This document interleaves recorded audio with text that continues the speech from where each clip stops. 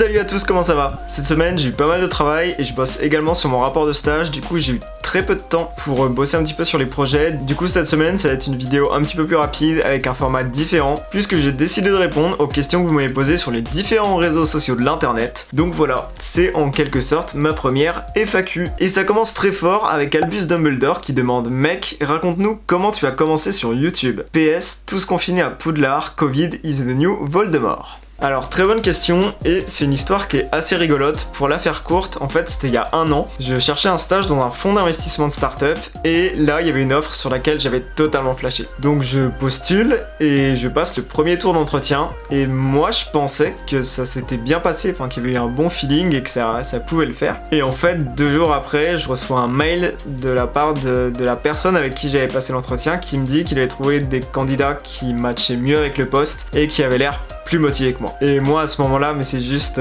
le vide dans ma tête parce que c'était vraiment l'offre que je voulais trop, je me voyais trop faire ça, je voulais juste ce stage, enfin c'est des fois on veut juste un truc et donc je vous laisse imaginer ma déception, j'étais juste en fait totalement dégoûté. Et le lendemain de cette mauvaise nouvelle, je m'en souviens très bien, j'étais dans mon appartement, je prenais mon petit déjeuner et je me dis: ok Mathieu, il faut juste en fait que tu fasses un truc, que tu lances un projet pour en fait que plus personne ne puisse jamais douter de ta motivation pour les startups et l'entrepreneuriat. Et à l'époque je traînais pas mal sur YouTube et je sais pas, il y a des neurones qui se sont croisés dans un sens ou dans l'autre et j'ai fini par me dire bah go, lance une chaîne YouTube sur l'entrepreneuriat et les startups où tu parleras un peu des entreprises qui te font kiffer, de technologie, tu iras faire des interviews, enfin voilà, c'était un peu flou mais je voyais qu'il y avait un truc à faire et c'est comme ça que Tectonic est né. Et pour la fin de la petite histoire, j'ai repostulé au même poste 1 an après et en fait c'est passé et donc j'occupe le stage pour lequel je m'étais fait virer 1 an auparavant et le manager qui m'a recruté en fait c'est celui qui m'a mis un gros stop et je le remercie aujourd'hui parce que si à l'époque il m'avait pas dit non, si à l'époque il m'avait pas dit bah je t'ai pas senti, j'aurais jamais découvert YouTube. Et ça va faire un peu niaise ce que je raconte mais retenez que des fois il y a des galères qui nous arrivent pour des bonnes raisons et qu'il faut juste en savoir tirer le bon parti parce que des fois il y a des choses incroyables qui se passent et voilà. Alors la deuxième question c'est Steven Spielberg qui nous dit: trop stylé ta chaîne, tu utilises quoi comme matériel? Alors pour filmer, moi j'utilise un Canon 200D que j'ai acheté l'année dernière au Canada. Donc ce qui est bien, c'est que c'est en fait le plus petit réflexe de la gamme de Canon, donc on peut le balader partout, il est pas très lourd, donc c'est super chouette. Ensuite j'ai un trépied classique, mais là il est posé sur un GorillaPod, donc c'est un truc que pratiquement tous les créateurs de contenu sur YouTube ont et c'est vrai que c'est assez pratique. Pour le son, j'utilise le VideoMic Go de chez Rode. Donc un micro qui fait largement le taf, qui est vraiment pas mal. Pour la lumière, j'ai la typique ring light de l'influenceuse Tuto Makeup, mais ça permet d'avoir un rendu d'image plus clair en éclairant vraiment le visage. Et pour le background, j'utilise des lumières colorées que j'ai acheté il y a quelques semaines chez Philips. C'est le Philips Hue et en vrai super content. Donc je vous mettrai les références si vous voulez dans la description parce que ça fait vraiment le taf et je suis bien content de l'ambiance. Voilà pour le setup YouTube. Alors on a aussi Norman qui demande: c'est quoi les 3 youtubeurs que tu regardes le plus en ce moment? Alors les 3 youtubeurs que je suis le plus, en premier il y a Peter McKinnon, c'est juste l'un de mes youtubeurs préférés, c'est un vidéaste canadien et il a une chaîne où il donne pas mal de tutos vidéo, tutos Photoshop, il donne plein d'idées, il raconte son quotidien de vidéomaker. Et en vrai c'est super intéressant. Il a un vrai storytelling.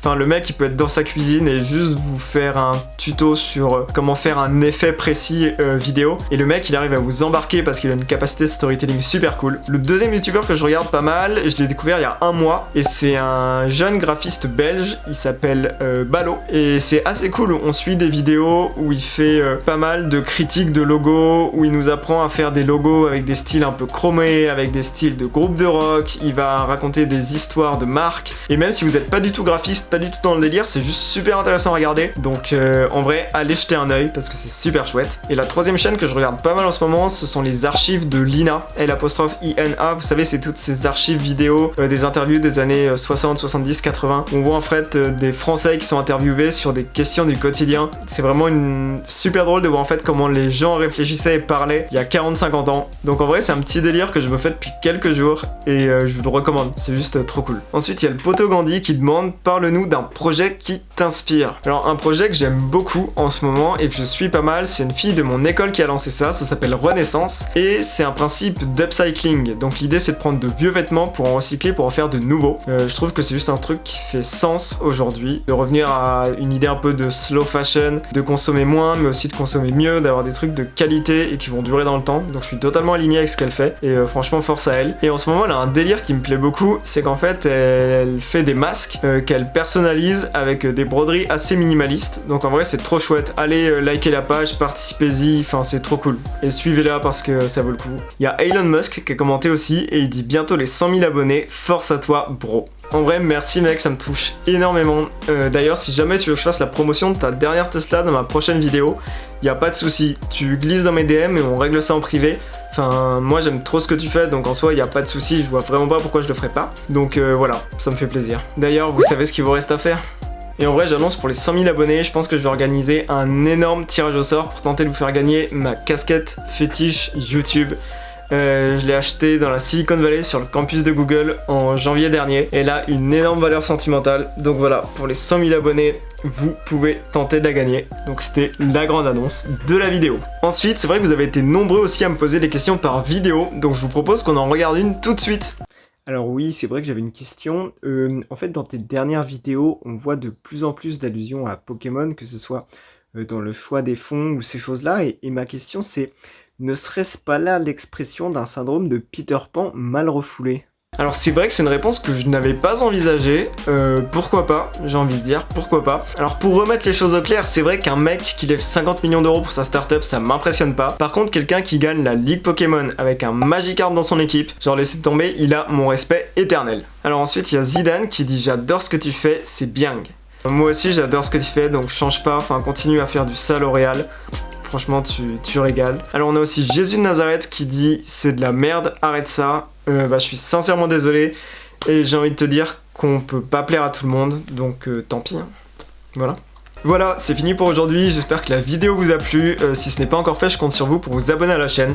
Il y a plein de projets qui arrivent pour bientôt. Et sur ce, je vous dis à mardi prochain pour une nouvelle vidéo.